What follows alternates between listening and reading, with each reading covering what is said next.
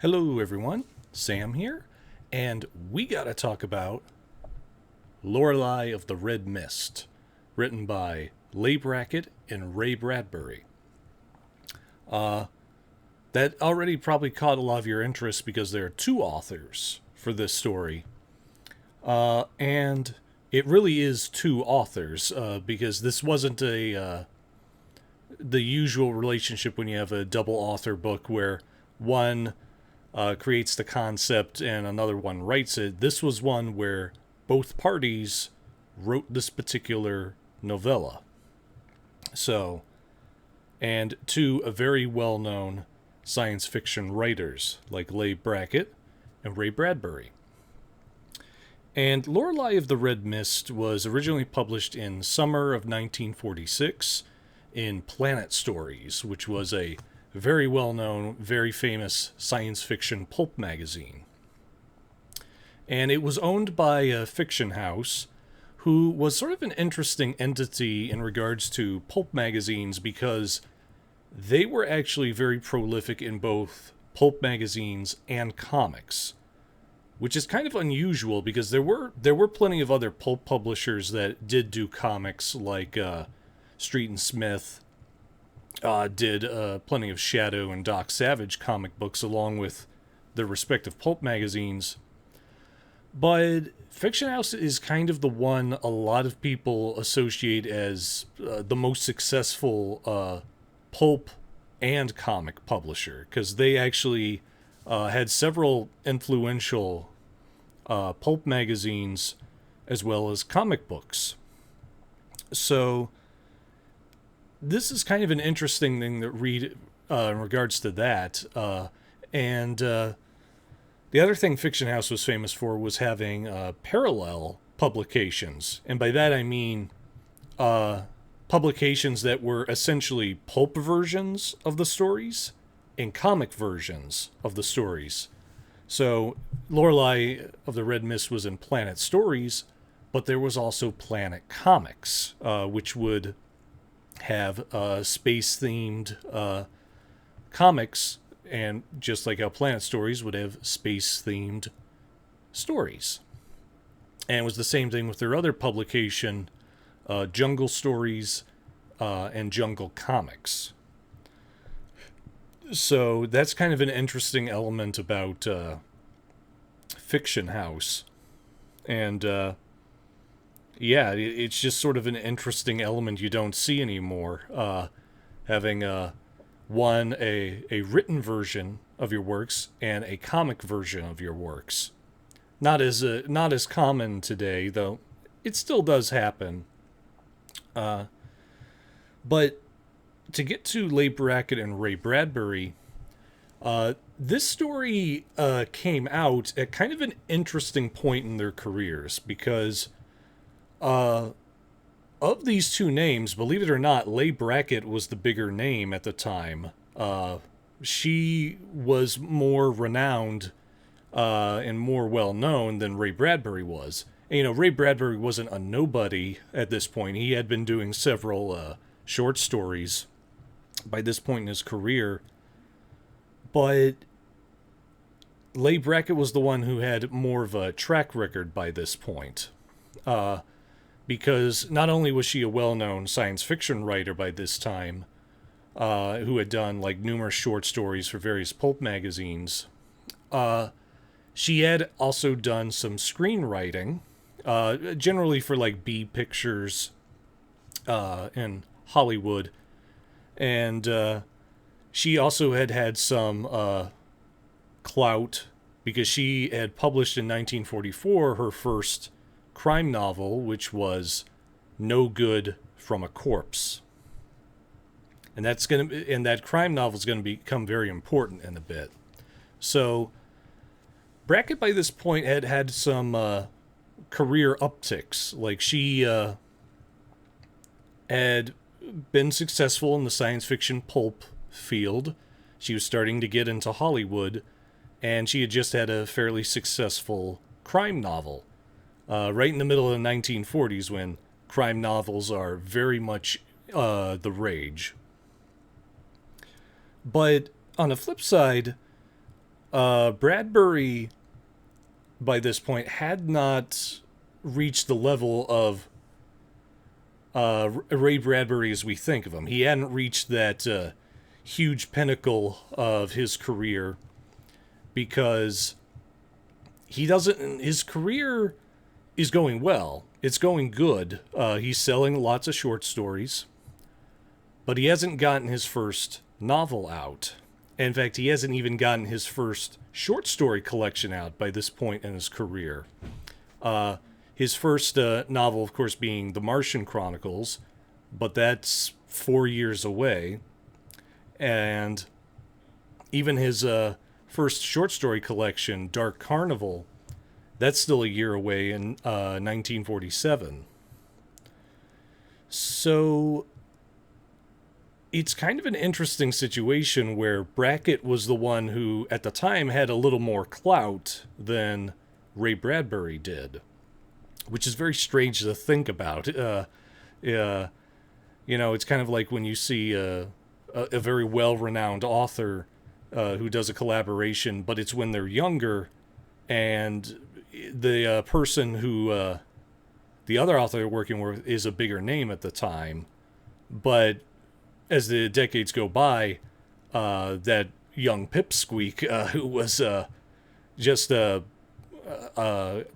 young starting off author nowadays is considered much more famous and much more well known. And there's a lot of people who would probably recognize Ray Bradbury's name. Leigh Brackett is not as well known today. So it's kind of an interesting situation where at the time Brackett was actually probably the bigger name than Bradbury was. But this is right before Bradbury really starts to take off in his career in the late 1940s. And he becomes Bradbury as we know him in the 1950s. So it's a very interesting time capsule of their careers with this particular story. Now you may wonder, well, why did Brackett and Bradbury work on this? Well, remember how I said Leigh Brackett was working in Hollywood by this point? Well, it turns out somebody read No Good from a Corpse and contacted Brackett to help them script their film. And that someone happened to be Howard Hawks. And for those who don't know Hollywood history, Howard Hawks was an extremely well-known director. By this point in his career, I think he had gotten a couple of Oscars.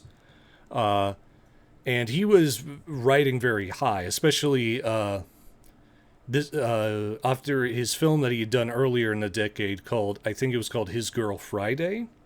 And he had a couple of others. I don't know them. But he was very well known and renowned by this point in his career. And the movie he asked Brackett to help script was The Big Sleep, which is one of the most famous film noirs of all time. And it was so famous that William Faulkner was also working on the script. There was another writer who I'm not familiar with, but Howard Hawks was really pulling out all the stops, and he wanted Brackett to help write the script since she had written a successful crime novel. And so, because of that situation, Brackett was going, well, geez, I promised Planet Stories this novella, LORELEI of the Red Mist, but at the time that Howard Hawks had contacted her, she was only about halfway done with it. And given how strenuous Hollywood is, this wasn't a thing where Brackett felt she could, just tell Hollywood to wait and finish this up. She was like, no, I got to zip over to Hollywood and write The Big Sleep, because this was not a B picture. This was like she had done before. This was an A picture with Howard Hawks, an extremely well-known director, Humphrey Bogart, Lauren Bacall, just a huge, an A-list cast by that point. So she was not going to look a gift horse in the mouth and say, "Oh no, I have to finish this sci-fi adventure for Planet Stories." So she rushes to Hollywood to help script The Big Sleep, and so she asks Ray Bradbury, who she knew and was friends with by this time, and she asked him, "Hey, I've done half of this novella. Could you finish the second half, and we'll be dual credited on the pulp magazine?" And Bradbury said sure, because, like he said, he was still up and coming. This was an excuse for him to write a story, and it was just another good working opportunity. So that is how Ray Bradbury came onto this book, and he wrote essentially the second half. And this is also interesting because, according to the sources I looked up, this was the only official collaboration between Leigh Brackett and Ray Bradbury. They were friends throughout the rest of at least Leigh Brackett's life, because Leigh Brackett passed away in the late 1970s. And Ray Bradbury was around, I think he was around even well into the 2010s. But despite that long friendship, they never officially did anything together again for whatever reason. I haven't found any reason for that. And one interesting thing about it is that Leigh Brackett was apparently on the record saying that she actually did not have a story outline when she wrote this story. So the second half of the novel is actually Ray Bradbury's own creation. He thought up the second half of the ending and how the story would go. So again, that also makes it kind of interesting, because this is not a traditional thing where one author creates the whole outline and then another author works on it. This was truly a collaborative effort, with Leigh Brackett writing the first half and Bradbury writing the second. So that's also actually a very interesting writing situation. And there was a reviewer named Brian Collins, who I'm going to link in the description. You can read his review of this same story. It's a very good review in of itself. And he suggests that Bradbury took over around chapter 6, because he noticed that around chapter 6, the tone of the piece becomes a little grimmer, and certain elements of the writing change. And for those that don't know, Ray Bradbury had a lot of overlap in science fiction, but also horror. He had kind of a knack and a reputation for writing horror stories. And reading the second half, yeah, it does definitely come off a little creepier than the first half. So, as for this story, I said this in my Rocket Summer video that I did a few weeks ago. This is a double novel, Lorelei of the Red Mist. This other one called Gold in the Sky. And I actually bought this collection last year because at Pulp Fest 2025 last year, there was a panel, I believe it was by Garen Roberts, who did a panel about Ray Bradbury's love of Edgar Rice Burroughs and how Edgar Rice Burroughs influenced him. And this story is often pointed to as probably the most blatant worship of Edgar Rice Burroughs Bradbury wrote, because this is very akin to a lot of Burroughs' Mars and Venus stories. This story even takes place on Venus. And yeah, there was just a lot of things that were brought up in the Pulp Fest that said, yeah, this was a very strong indicator of how much Burroughs influenced Bradbury. Even though he didn't think up the initial concept, the execution of the story feels very Burroughs-esque, especially with what Bradbury does. So, yeah, that's the main reason I got this, and that's why I decided to do it for Rocket Summer.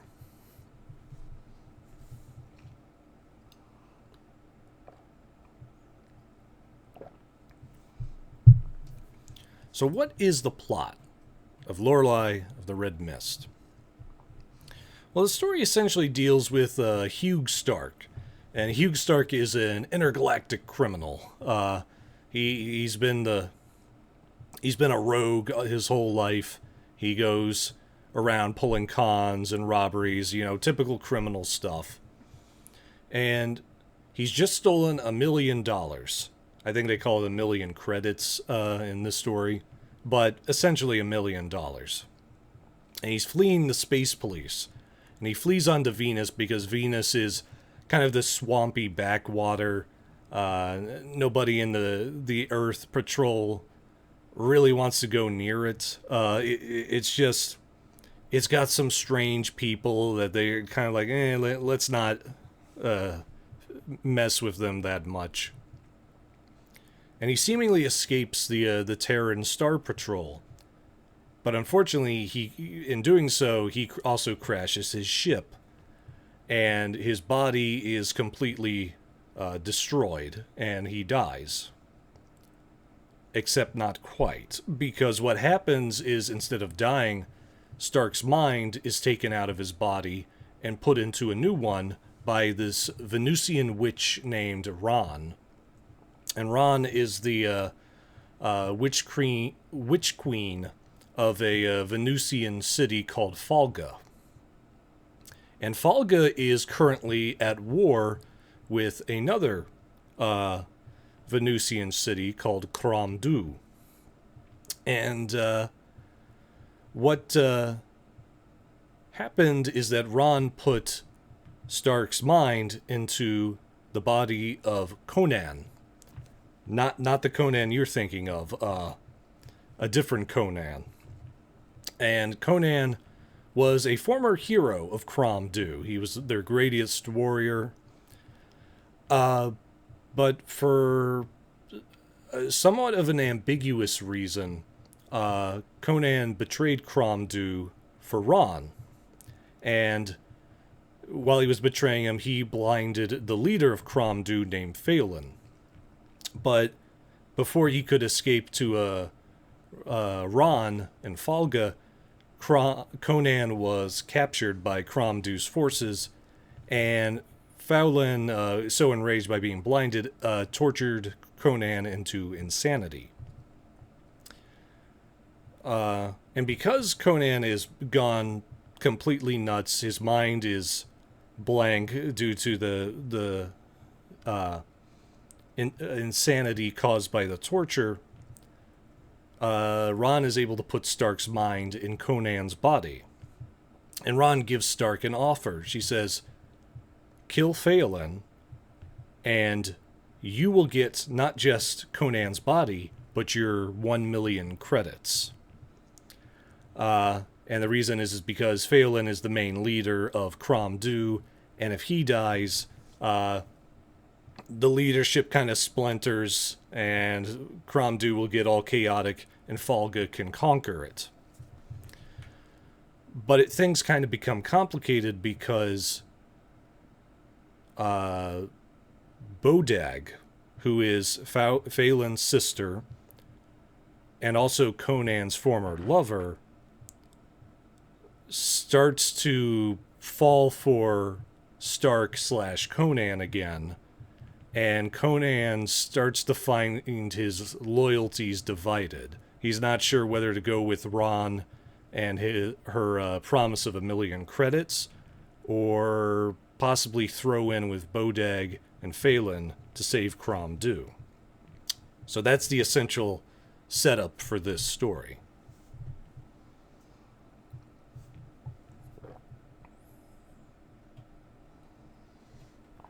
So what works about Lorelei of the Red Mist? A lot, I think. I'll start first with the characters, because I think the characters are really what kind of carry this story. The first, I'll talk about first Hugh Starke, since he's the main character. And I actually think he's a very good protagonist because it is that classic uh, criminal archetype, the rogue who uh, happens upon a plot that he wasn't expecting, and he has to use his criminal slyness to get out of it. And it's kind of funny that the whole point of the story is that he's thrust into this situation he has zero context for and really doesn't care about. Like, he doesn't care about what these two Venusian cities that have been at eternal war are doing. He just wants his money and to get out of there. But there is kind of this interesting character development for him where he goes from pure greed, just wanting his money and doing whatever he can to get it, to actually having a bit of a selfless drive. He does make certain sacrifices that are not fully in his own best interest. And there's kind of this interesting element of the story where it mentions that the remnants of Conan's mind are kind of starting to meld with the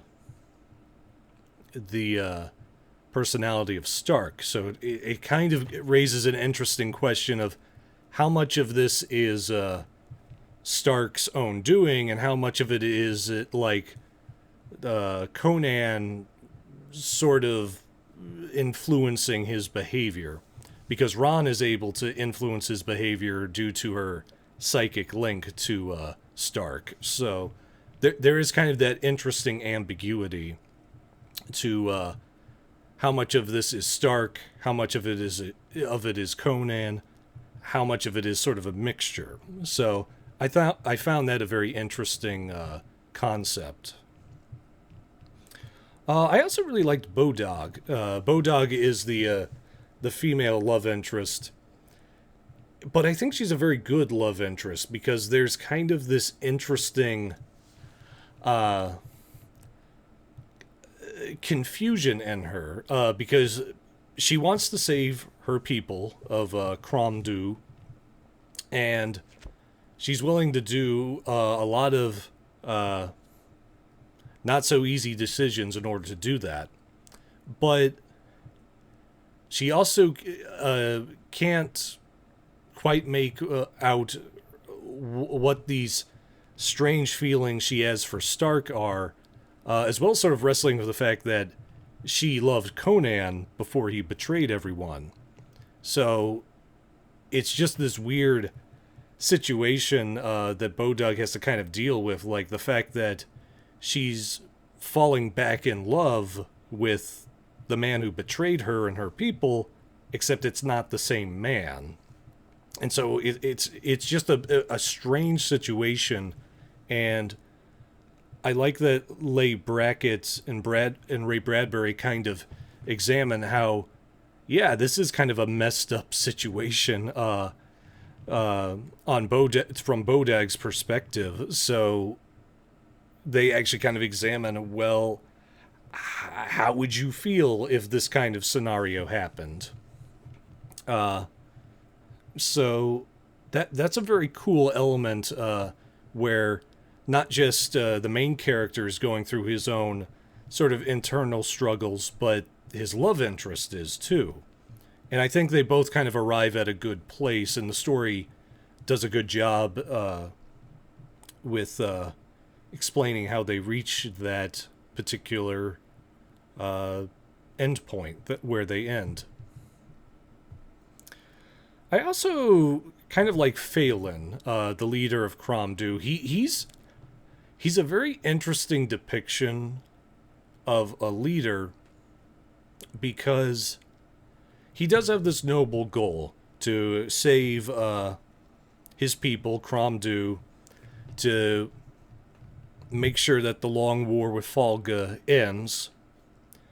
But he's also he has a bit of a sadistic streak. He has a deep grudge against Conan because Conan essentially blinded him. And since he cannot see, he's really, really bitter and angry. So it's interesting how Phelan, in a lot of depictions of like the good ruler, because whenever you do a science fiction fantasy story where there's the good guys and the bad guys, you show the bad guys as totally evil, the good guys as completely good.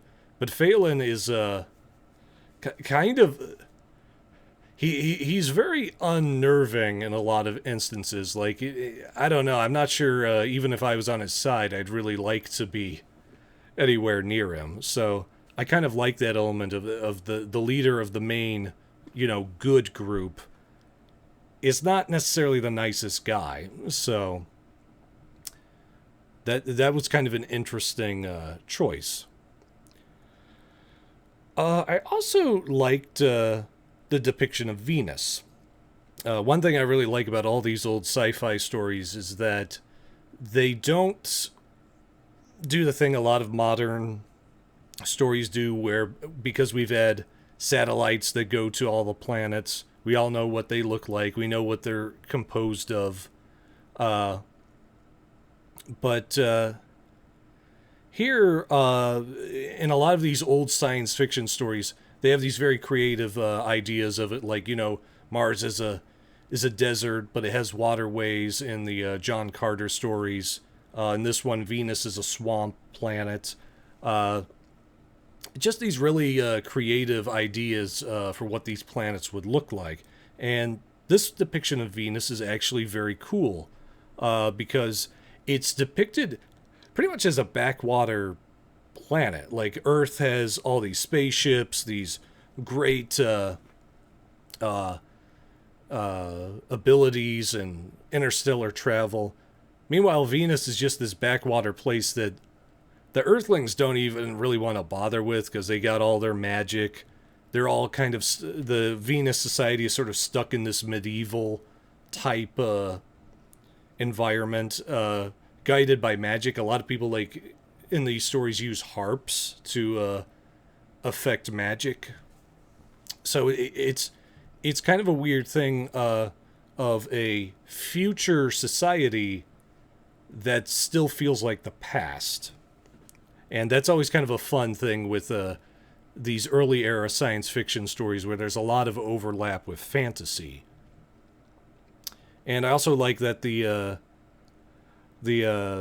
Venus does not have an ocean like water in the sense we think of, but instead this Red Sea of gas. Because both Cromdu and Falga are on this huge sea of red gas. And it's kind of interesting how the characters can swim in it and through it, and they can still breathe because due to the gas's density, they can still breathe it in, but it still sort of acts like water. And I think that really works to highlight the alien nature of Venus.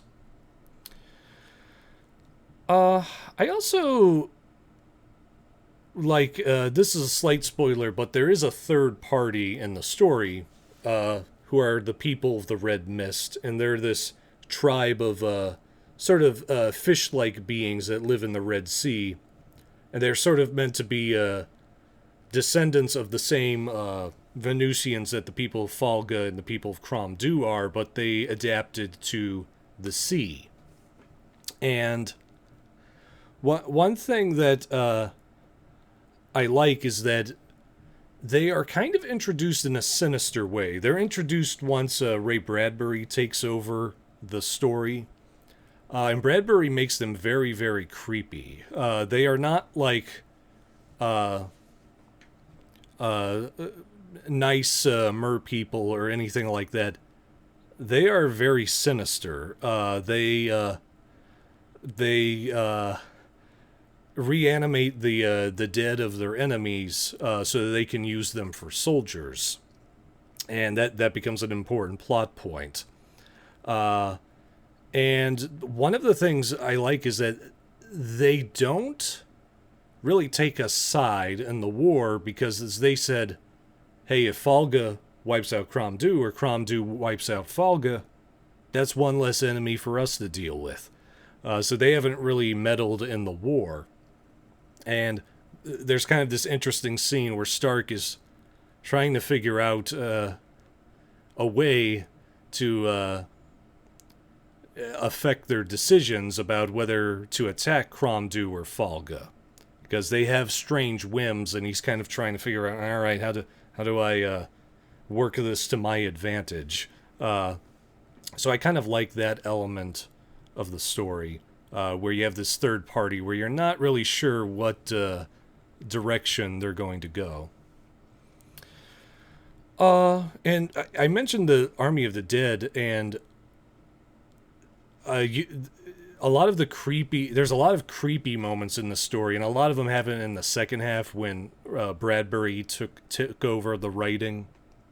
There's a lot of great scenes. Bradbury really proves why he was able to do a horror anthology the very next year, because there's a lot of great horror moments in here. Like there's a scene where Rann is getting mad at Stark for not living up to his end of the agreement, so she tortures him by sending his mind back into his dead body, which is currently being eaten by essentially Venusian vultures, which is a very creepy and disturbing scene. And then we've got this battle scene where you know that Army of the Dead I mentioned earlier? Well, they come into play, and they are resurrected to attack a settlement. I won't say which one. And it's this very disturbing scene where Bradbury writes the relatives of these dead soldiers, because remember, the dead soldiers are from Falga and Crom-Duw. They're not the Mer people's dead. And they go up to these dead people because they recognize their loved ones. They're like, oh, you're alive. You didn't die during the war. And the dead, the second they're embracing the dead, take out their knives and stab their former loved ones to death. And Bradbury does not skimp on the fact that is a disturbing scenario. Like, even Stark is a witness to it, and he goes, like, even a hardened criminal like him is going, ooh, this isn't fun. Like, it is not a great moment, but that's kind of the point. It's meant to be a disturbing moment, and I think Ray Bradbury does a very good job at highlighting how awful a scenario that really is. The final thing I liked about this is really the ending, because I think the ending is fairly satisfying, because the last couple of chapters is Stark really starting to grow as a person. He doesn't take the easy route. He doesn't just go for something that satisfies him. He does start making unselfish choices for the first time in his life. And I think the ending does a good job of showing not only his growth, but the final end point feels appropriate for how his character was progressing. So I like that the ending feels like a natural conclusion to his character arc. So yeah, that's all the stuff I really liked about this story.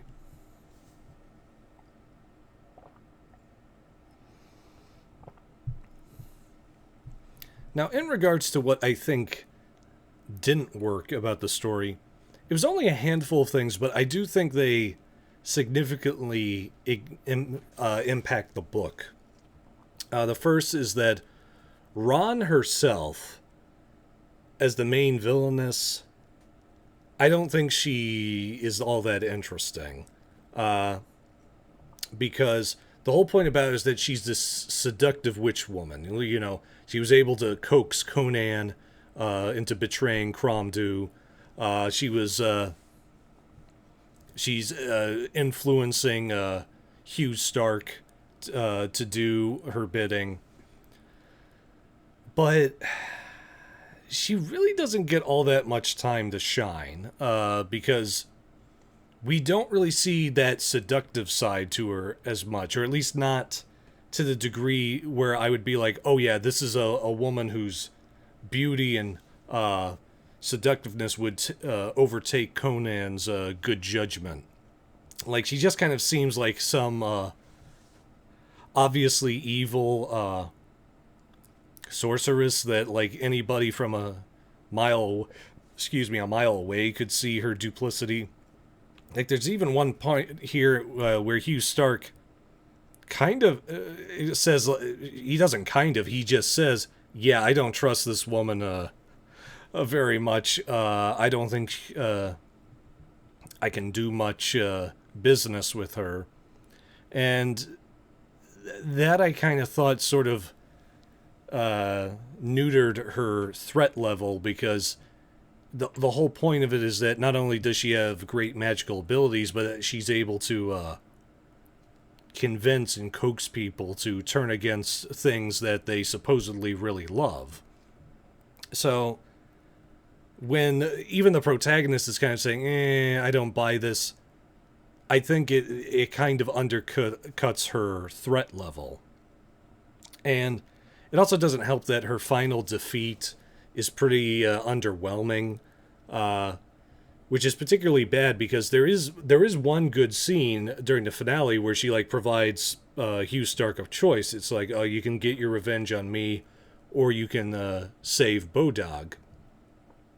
And Stark makes his choice, and it seems like, Rann might get away with this.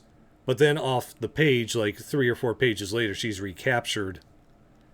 And it just kind of goes, well, what was the point of that? Like, it just kind of shows how little impact Rann leaves, to where Bradbury didn't even feel like, oh, we're going to show like a fight scene with Stark capturing her. It was just kind of like, she escapes and then she's captured again and la-di-da. So her downfall just doesn't hit. It feels kind of meh. Like, we had a bad guy. We had to do something. We had to defeat her. That's it. And it's particularly bad because, especially when you compare it to Bodog, who does have this very interesting conflict within her, and who is just a very interesting character, and then you have this Rann lady who isn't nearly as interesting. It's that rare time where the villain is less interesting. The villain love interest is more evil than, or is less interesting than the good female love interest. I say love interest. Rann isn't really a love interest. She's a ally of convenience, you could say. But it's rare. I guess it would be easier to say the femme fatale is less interesting than the good girl, if we're doing this by noir terms. So, yeah, Rann doesn't do anything for me. She doesn't do anything for Stark, really, either, but yeah, she's not a great character. There's also a couple of plot holes in the story, and some of this might be because Brackett and Bradbury were basically working separately, because Brackett just gave Bradbury the story and say, hey, finish the other half of it. So, one thing that was bugging me was that the telepathic control of Stark that Rann is able to influence is sort of inconsistent, because Rann is depicted as this master sorceress. She can influence people's minds, but we get this one scene where Stark like really gets mad and starts fighting within his own mind, and despite not knowing anything about witchcraft or how this mental stuff works, he's somehow able to lock her out of his mind. He's not given any help. Like, none of the various kingdoms give him anything to mind block that stuff. He just does it himself. And it was kind of like, yeah, that feels a little cheap. That kind of feels like we should have gotten something to explain how he's able to do that. But we're really not. So that was kind of bugging me, because the telepathic link between Rann and Stark was one of the big plot elements, because that's how Rann is like keeping tabs on Stark and making sure he goes through with what their deal was. So that part where Stark is somehow able to overcome it, I didn't really enjoy that. I also think that there's a character who's introduced in like the 9th chapter, I believe, named Linnell, and he's one of the Sea People. And he seems like an interesting character, because he's kind of the liaison with Stark and the Mer People. But he really doesn't get that much time to shine. He just kind of seems like weirdly aloof as he's doing the Mer People's bidding. And so, I don't know, that if the way Bradbury writes him, he's supposed to have a certain amount of gravitas and this interesting relationship with Stark. But I think because it's a novella, and he's only introduced in like the second to last chapter, we don't really get a chance to see that relationship. Or at least we don't feel the impact of a relationship as I think Bradbury wanted us to. So that was a character I thought didn't entirely work.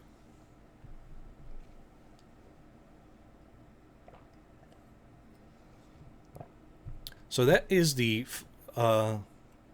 my review of LORELEI of the Red Mist. In regards to final ranking, I rank on the 5-star system, 0 out of 5 being the worst, 5 out of 5 being the best.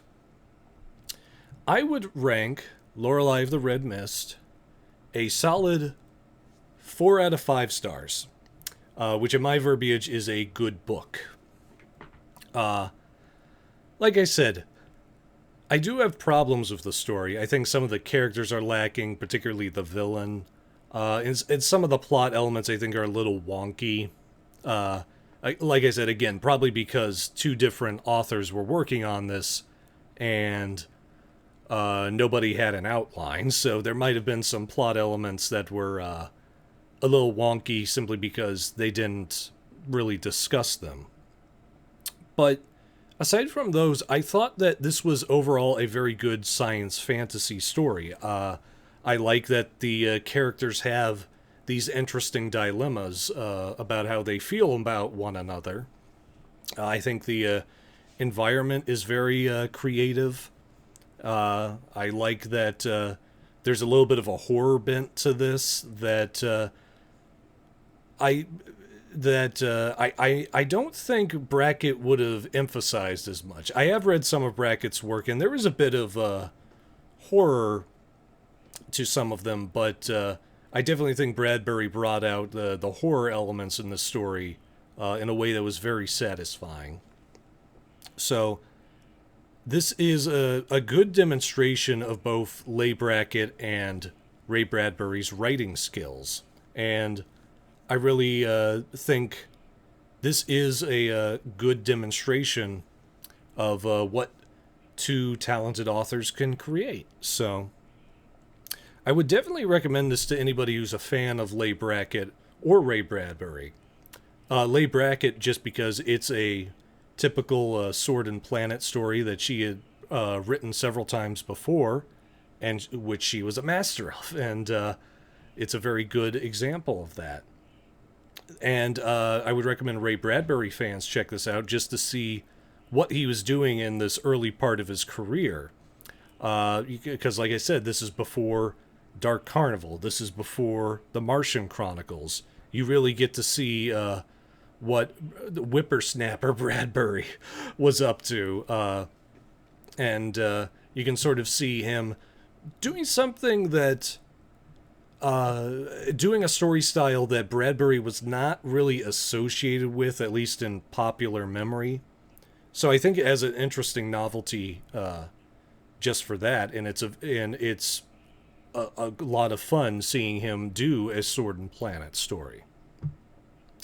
And I would also, I think if you're a fan of Edgar Rice Burroughs, you'd like this tale too, because it's kind of it does feel very akin to the Barsoom series. I've only read the first one and a little bit of the second one, but it does kind of have an interesting Burroughs-esque feel. So if you're into, Edgar Rice Burroughs, is particularly his Mars stories, you would probably enjoy this.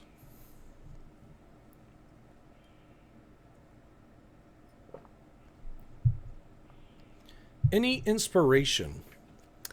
For those that don't know, I'm a working writer, and whenever I review these books, I like to talk about whether the story or anything in it has inspired me in terms of any writing ideas.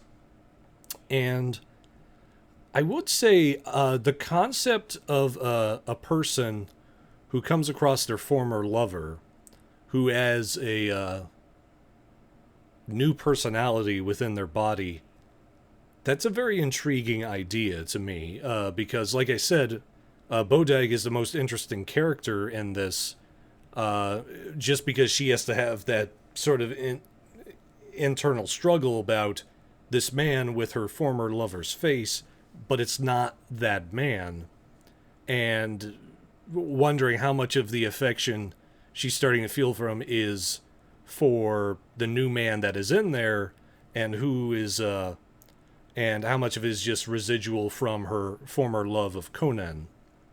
So, yeah, it's just a story concept that I think has a lot of meat to it in terms of writing.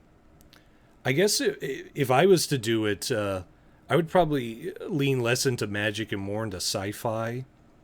I think that would be a interesting science fiction element to look at. If it was framed as a science fiction story, I think it would be a very cool concept to explore. So maybe I'll do something with that in the future.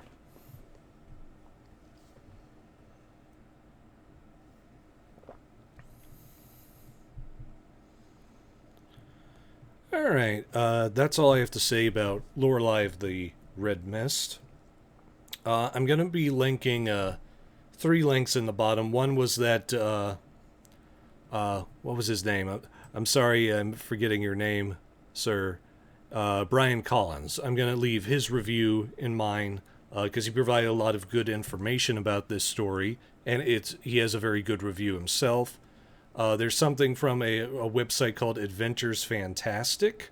This one gave me a lot of information about the background of how Brackett and Bradbury wrote this story, so I'm going to link that for anyone who wants to learn more about the background of how this story came about.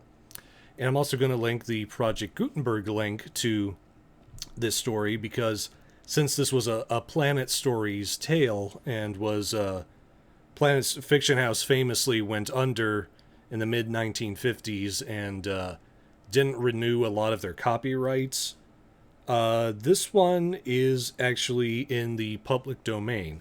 Not this one I have. This is copyrighted by Armchair Press, but the Gutenberg version is the public domain story, or the public domain version of Lorelei of the Red Mist. So you can read that all you want if you want to check it out, which I highly recommend.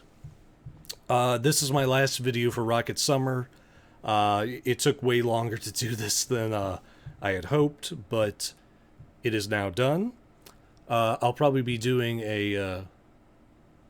well, actually, no. I won't do... I was thinking I was going to do a wrap-up video about Rocket Summer and Jungle July, but it's been so scattershot, I think I'm just going to leave it with the last reviews. So this is the last Rocket Summer video.